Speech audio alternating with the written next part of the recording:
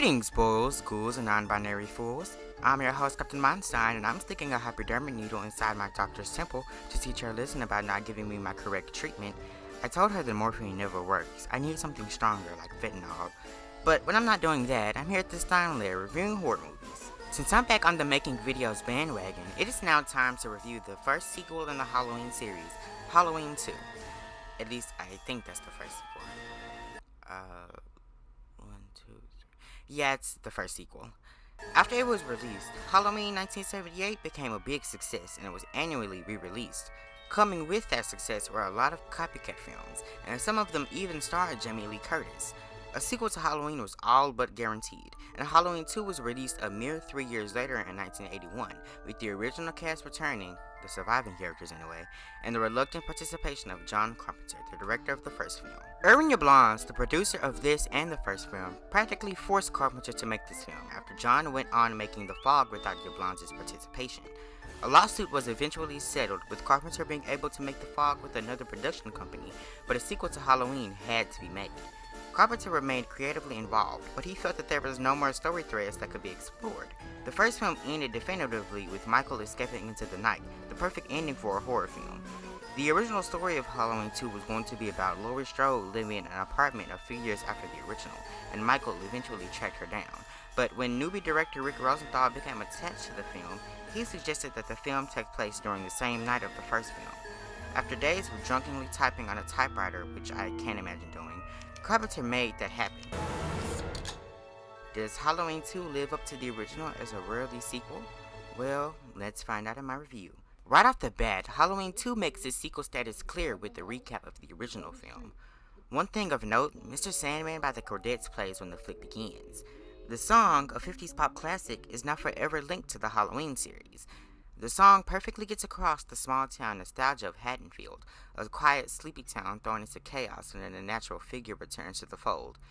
This recap naturally uses footage from the original film, but when Loomis shoots Michael, it shows a different angle of Michael falling off the balcony, fitting together seamlessly.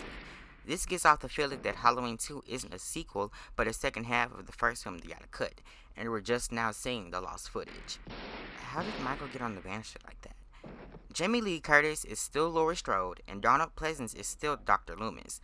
It would have been really weird if Loomis was played by Christopher Lee or Peter Cushing like initially planned. Loomis heads outside to examine the imprint Michael left on the ground like this is a cartoon. Loomis continues his hunt of Michael on Halloween night in Haddonfield, Illinois, or November 1st technically. Imagine if this film was called November the 1st. Oh wait, that's too close to Friday the 13th. Never mind. I wonder where Tommy and Lindsay are. Did they leave the town, escaping from Michael? In consistency with the first film, Halloween 2 also has a jack-o'-lantern opening. The pumpkin looks kinda worse though. Differing from the original film, however, the jack-o'-lantern opens up and reveals a skull inside. Now that I think about it, this pumpkin is basically a pregnant woman's stomach. This intro was hinted at with Halloween 2's poster campaign. An image of a skull is superimposed over a pumpkin, hinting that Halloween 2 is a darker, more violent film than the original. And if you know, you know. The score for Halloween 2, also composed by John Carpenter with participation from Alan Howarth, is essentially the score from the first film with a heavier focus on electronic sounds, featuring a synthesizer organ instead of a piano for the theme. It has a deeper bass sound, indicating that Michael is deadlier in this film. The music sounds more like a product of the 80s though, which is weird because this movie still takes place in 1978, but it oddly fits because the score complements Michael, who also doesn't belong in the town he inhabits. You know, that's kind of weird though, because Haddonfield is Mike's hometown first. The score has a rushed, energetic feel to it, reflecting Michael, who has an end goal in this film, unlike the 78 film, where Michael was just a looming presence in the town of Haddonfield, a being with no motivation. In this film, he has to kill Laurie before the night is over. The early scenes in Halloween 2 concern Michael and Loomis setting themselves up again as mortal enemies. Loomis catches up with Brackett, the sheriff of Haddonfield, while looking completely sane in the process. He's not human! And Michael sneaks through Haddonfield in a first-person POV.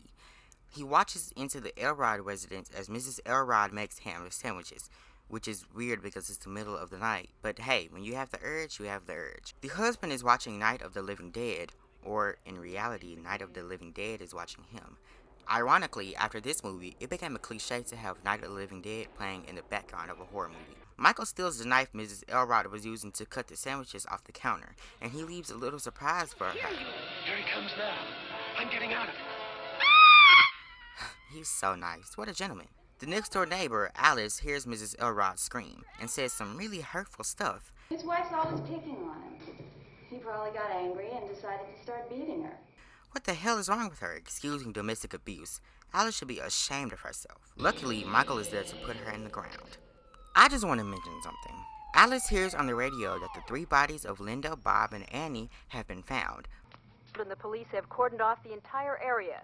To repeat, 3 teenagers have been found murdered in a house in the northwest section of Haddonfield. The names of the But they aren't found until later on in the story. They found 3 bodies. Where? Across the street from the Doyle house. 3 kids. One of them was Annie.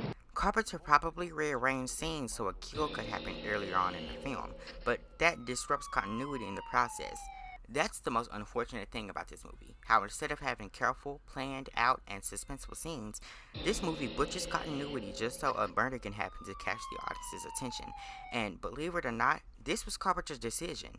Amidst the big horror boom of the early 80s, Carpenter watched as low-budget B-horror movies with plenty of gore and nudity made bank at the box office, and decided to compete with them, discarding the leave-it-to-your-imagination vibe of the first film for an in-your-face violence. While the kills are well done and brutal, I've always wanted to stab somebody in the temple with a needle. My favorite type of Halloween movie is where it uses dread to build up scares and is a slow burn. The high-octane action and kills are fun, but Halloween is scariest when it focuses on the chills. Hey, that kinda rhymed. Anyway, we cut to the Doyle house and watch as Laurie is wheeled out into an ambulance. Yeah, the craziest thing about this movie is that Laurie, the main character of the first film, is barely in it. She spends most of her time lying down in a hospital bed, either asleep or drugged up. It's kinda sad that the main character isn't really in the flick until the very end. Also, Jamie Lee Curtis's wig in this movie is hideous. Jesus Christ, what were they thinking? So what is Loomis's role in the sequel? Well, Loomis has essentially the same arc he did in the original, sent on a manhunt for Michael, but leaving him a stale character in the process, unable to advance. You let him out. I didn't. His own goddamn doctor. Donald Pleasence's acting is always top-notch though, no complaints there. Loomis and Brackett form a dynamic duo in this film, forming a semi-vigilante hunt for Michael, unaware that he is heading to the hospital. This development was kind of foreshadowed in the first flick, as Loomis and the sheriff spent a lot of time together. And get this, Loomis is driving with Brackett, and he thinks he sees Michael walking toward a bunch of kids. But no, you belligerent fool, that's clearly Ben Tramer, a young teenage boy who has stolen the hearts of all Haddonfieldians. He has accomplished so many things in his short life. He is the heart of Haddonfield. Please, lower your gun, for the love of God. Oh no, I can't believe he's gone. This is an upsetting tragedy for all of Haddonfield. Who cares about the 3 teenagers who got murdered earlier tonight? They'll live. This is more important. Oh. Loomis, you are now on my hit list, aiding in the death of an innocent young boy. How dare you? At least he died with perfect teeth, even though they are now needlessly charred. Loomis spends the rest of his subplot before the end of the film trying to double-check the fact that he literally murdered a teenage boy. He's worse than Michael, honestly, and spends more time with the police. Not Brackett anymore, since he goes off to mourn his dead daughter, Annie. Have to, go and tell my wife before somebody else does. His actor, Charles Cyphers, is literally the third field actor in the credits, but his role in this film is severely diminished from the first flick. He's the sheriff, for Christ's sakes. The sheriff of a town now thrown into chaos. Why does he leave in the middle of the movie? I get that his daughter is dead and he needs time to process this, but the town needs him now more than ever. Maybe it's for the best though, considering that what we saw in Halloween Kills, that was something. Brackett leaving does allow for this deputy character to be Loomis's new target for his pretentious speech about Michael being the essence of pure evil, being a harbinger of doom. There was nothing within him, neither conscience nor reason, that wasn't even remotely human. Yeah, dude, we get it at this point. He was purely and simply evil, the blackest eyes, the devil's eyes. Actually, do something in your subplot for once. The townsfolk resort to breaking the Myers house apart, breaking windows by throwing rocks, which is dumb because they're vandalizing an empty, abandoned house that no one lives in anymore. They couldn't have thought this through, though considering what happened in Halloween Kills, I'm glad they didn't go after him in this movie. So the B plot is a little boring. Not much happens in it. But what about the A plot, the main component of the film? The setting for the majority of the film is Haddonfield Memorial Hospital, and the creepy, atmospheric, and slightly claustrophobic feel of an empty hospital is a great setting for a horror film, providing plenty of dark shadows for Michael to hide in. Lori is taken to the hospital to rest and heal, and naturally, she does spend a lot of time lying down in a hospital bed. But it kind of sucks to see the main character be basically not in the movie. I mean, Jamie Lee literally gets only 40 seconds of dialogue in this film. That's one of my main contentions in this flick.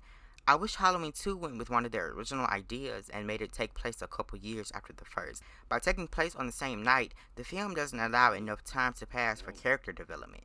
Both Laurie and Loomis are not developed enough. That's an area where it was clear Carpenter did not want to make the film. Due to both non-Michael main characters and the sheriff being out of commission, the hospital staff serve as the main characters of the first two acts. That could have been a good thing if the film gave us a reason to care for these people.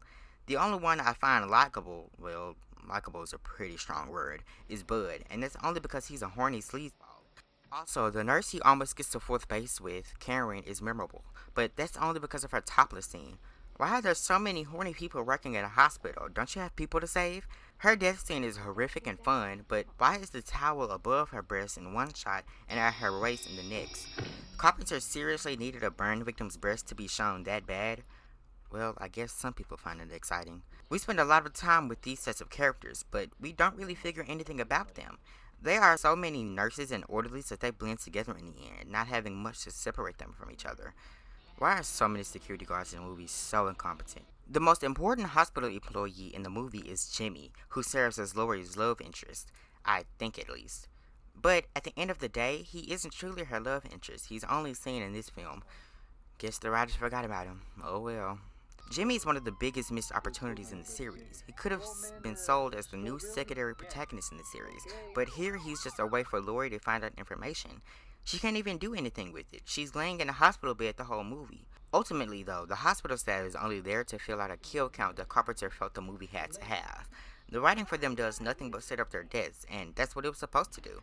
While the kill count is high, their deaths mean nothing to me because I don't care about them. Even though I didn't really know much about Friday the 13th characters, I cared about some of them because the films gave us some semblance of backstory.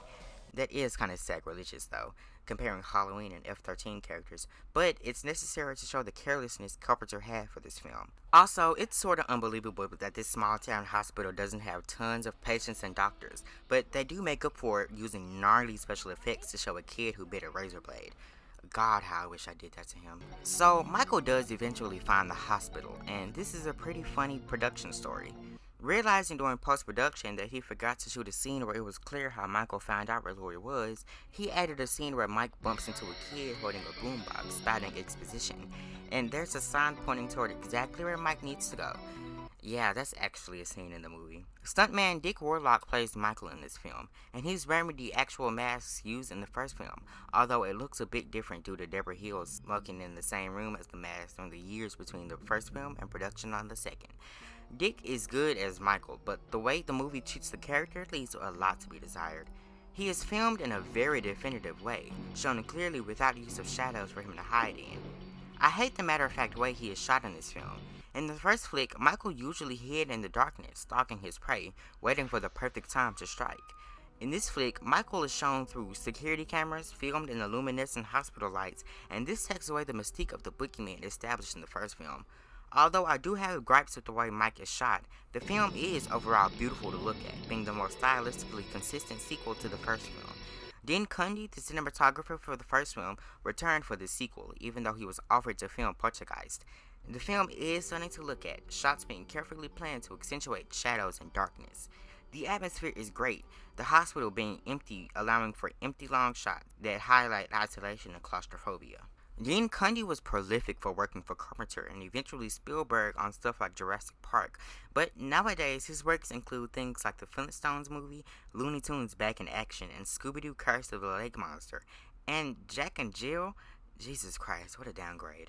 Now, before I move on to the film's fiery ending, I have to talk about the film's twist, something that greatly impacted the series moving forward. Austin Powers is revealed to actually be Michael Myers in this film. Gasp, my theories were true. This is the best twist of the 20th century. Oh, and it's revealed that Laurie and Mike are siblings by Marion Chambers, the nurse who got spooked by Michael at the beginning of the first film. In my opinion, this twist was an unnecessary thing that didn't need to be written. Carpenter came up with the twist in a drunken bout of writer's block. Adding a familial connection to Michael and Laurie serves no purpose in this film, but goes on to have major repercussions to the sequels. Well, excluding Halloween 3. This plot development was technically foreshadowed with Loomis finding the word Samhain written in blood on a teacher's chalkboard, which he mispronounces. Samhain. It means the Lord of the Dead. Also, why the hell would Mike break into a children's school? Is he trying to relive his early pre-K life? This Samhain connection most likely comes from the novelization of the first film, which links Michael's reason for killing to the Gaelic festival, which was the original Halloween. This gives Michael, the personification of evil itself, a motive, becoming the Myers family slayer. This robs Spike of his ambiguous nature. He feels less like a walking legend and more like a man with a supernatural explanation for why he killed. One of the things I do like about this movie, though, is how much it does into the lore of the series, one of my favorite things to pick apart and critique. Well, nitpick is a more accurate word. Now that he knows of the familial connection, Loomis decides to finally check up on the traumatized teenage girl he left alone in the hospital, who is lying almost dead in the parking lot. Help me! Come on, they weren't even that far in the building, they could have heard her. Michael catches up to them and makes a door-shattering entrance.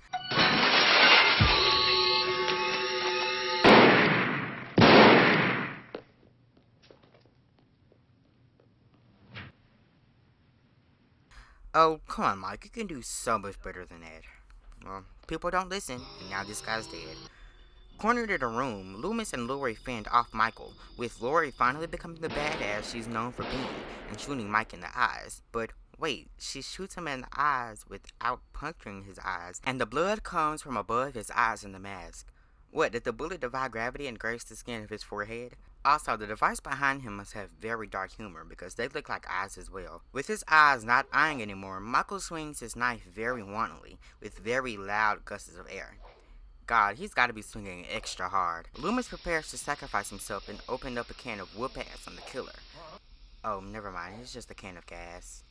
It would have been cool to see a martial arts fight between Loomis and Michael, though my wish kinda came true in a different way later on. Trick or treat, motherfucker. Loomis pulls the plug on both of their lives and blows them up. Of course, Michael's body is so durable that he can somehow walk while fire rages across his body. I guess it's true what they say, but doesn't kill you makes you stronger. Michael drops dead on the floor. Or is he really? We'll see in Halloween 4. Carpenter wrote this ending trying to end the story of Michael Myers and start anew. But as evidenced by history, even Michael's creator couldn't kill the boogeyman, the legend he started.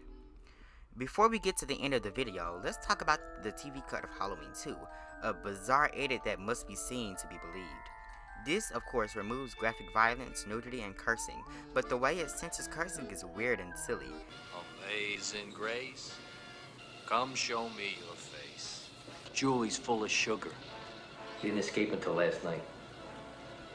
Damn. We don't have to swear, but By doing this, it is almost closer to the first flick in tone and presentation, but the censorship almost makes it seem like a children's film. There are some questionable edits as well. Stop it! You're ignorant. What the hell was that? The cut adds deleted scenes to make it longer and make up for the removal of violence and swearing. And the hospital staff is given much more time to shine and give them a story and development, but the death scenes are almost entirely cut out in this edit. One thing this edit does differently is show us what happened to Jimmy, which is the question all Halloween fans are dying to find out. He is taken to another hospital with Laurie. Yeah, that's literally it. This is a very dumb ending, but if you are a die-hard Halloween fan, the differences between this and the normal movie make it a fun watch.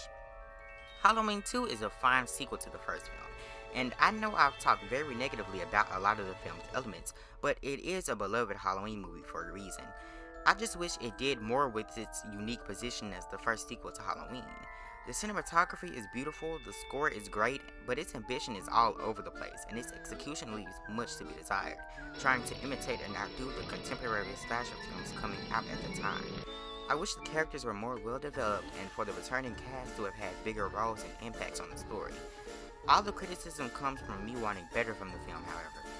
Halloween 2 still has a very special place in my black heart. I give this film a moderate captain's gift. Oh, how I wish to have seen Ben Tramer's funeral. He was taken from us way too soon. If you like this video, like it, but if you loved it, make sure you subscribe to me, Captain Myenstein. Hit those very important subscribe and bell icons so you never miss when I upload new videos. If you want to keep in touch with me, make sure you follow my social media, Facebook, Instagram, and Twitter at Captain Myenstein. I hope your nightmares are plentiful, and I hope to see you again for another episode of The Captain Myenstein Show.